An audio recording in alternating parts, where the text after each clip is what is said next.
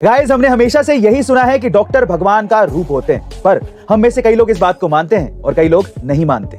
लेकिन गाइस, आप सोचकर देखिए कि प्लेन में यात्रा करते समय जमीन से हजारों फीट ऊंचाई पर अचानक से अगर आपकी तबीयत बिगड़ने लगे तो आपको सिर्फ दो ही लोगों की याद आएगी, पहला डॉक्टर और दूसरा भगवान।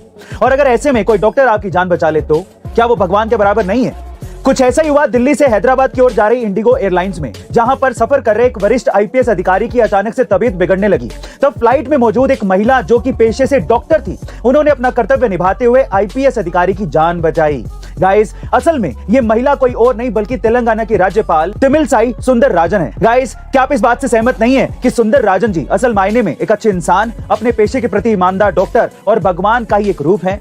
आप अपनी राय को कमेंट सेक्शन में जरूर लिखिएगा। और गाइस, गोल्ड किसे पसंद नहीं होता, लेकिन जब बात आए देश के लिए गोल्ड मेडल जीतने की तो पसंद के साथ साथ हमारा गौरव भी उससे जुड़ जाता है। और जब देश के लिए पहला गोल्ड मेडल देश की बेटी जीते तो इस गौरव में चार चांद लग जाते हैं। जी हाँ गाइस, टोक्यो ओलंपिक में मेडल अपने नाम करने वाली मीराबाई चानू ने बर्मिंघम में हो रहे कॉमनवेल्थ गेम्स 2022 में 49 केजी के वर्ग में देश के लिए पहला गोल्ड मेडल जीतकर ओपनिंग कर दी है। गाइस, मीराबाई चानू ने स्नैच राउंड में 88 केजी वजन उठाकर सबसे ज्यादा वजन उठाने का रिकॉर्ड अपने नाम कर लिया और उसके साथ ही क्लीन एंड जर्क राउंड में उन्होंने 113 केजी का वजन उठाया। उनकी इस सफलता पर हर देशवासी को नाज है। पीएम नरेंद्र मोदी ने भी ट्वीट करके मीराबाई चानू को बधाई दी। लेकिन गाइस, क्या आप ये जानते हैं कि मीराबाई पहले एकेडमी में आर्चरी सीखने के लिए गई थी, पर धीरे धीरे उन्हें वेट लिफ्टिंग की तरफ झुकाव महसूस हुआ और फिर वे वेट लिफ्टिंग की तरफ मुड़ गई और आज वे हर बार नए रिकॉर्ड सेट पर कायम कर रही हैं। हर कठिन परिस्थितियों का सामना करते हुए आज वे उस मुकाम पर पहुंच गई हैं जहां सिर्फ और सिर्फ कामयाबी ही उन्हें छू सकती है।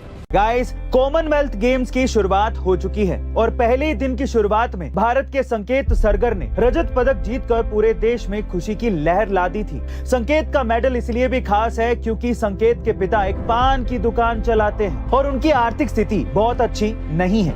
यहाँ तक कि संकेत खुद भी उस दुकान पर बैठते थे, लेकिन संकेत ने खेलो इंडिया गेम्स और यूनिवर्सिटी गेम्स में अपनी पूरी मेहनत और लगन के साथ प्रदर्शन करके खुद अपने टैलेंट के दम पर नए रास्ते बनाए। उनकी लगन ऐसी कि इस कॉमनवेल्थ गेम्स के फाइनल में चोटिल होने के बावजूद भी उन्होंने सिल्वर मेडल जीतकर भारत का नाम रोशन किया। गाइस, संकेत के संघर्ष की ये कहानी हम करोड़ों भारतीयों के लिए गर्व और प्रेरणा की कहानी है। आपका इसके बारे में क्या ख्याल है, कमेंट सेक्शन में जरूर लिखिएगा। सरकार प्रतिवर्ष बजट पेश करती है, लेकिन क्या आपने ब्लैक बजट का नाम सुना है? जी हाँ गाइस, जब सरकार का खर्च उसकी कमाई की तुलना में ज्यादा होता है तो सरकार को बजट में कटौती करनी पड़ती है। ऐसे बजट को ब्लैक बजट कहा जाता है। आजाद भारत का पहला ब्लैक बजट सन 1973 में पेश किया गया था। 1971 के युद्ध और सूखा पड़ने के कारण देश की आर्थिक तंगी से जूझ रहा था। तब इंदिरा गांधी की सरकार थी और उनके वित्त मंत्री यशवंत राव बी चौहान ने 28 फरवरी 1973 को यह बजट पेश किया था। इस बजट में सामान्य बीमा कंपनियों, भारतीय कॉपर कॉर्पोरेशन और कोल माइंस के राष्ट्रीयकरण के लिए 56 करोड़ रुपए का प्रावधान किया गया था। इसमें 550 करोड़ रुपए का घाटा दिखाया गया था। गाइस, कमेंट करके बताइएगा कि आपको क्या ये फैक्ट इससे पहले तक पता था, यानी कि ब्लैक बजट के बारे में पता था? ये जरूर बताइएगा। और ऐसे इंटरेस्टिंग वीडियोस के लिए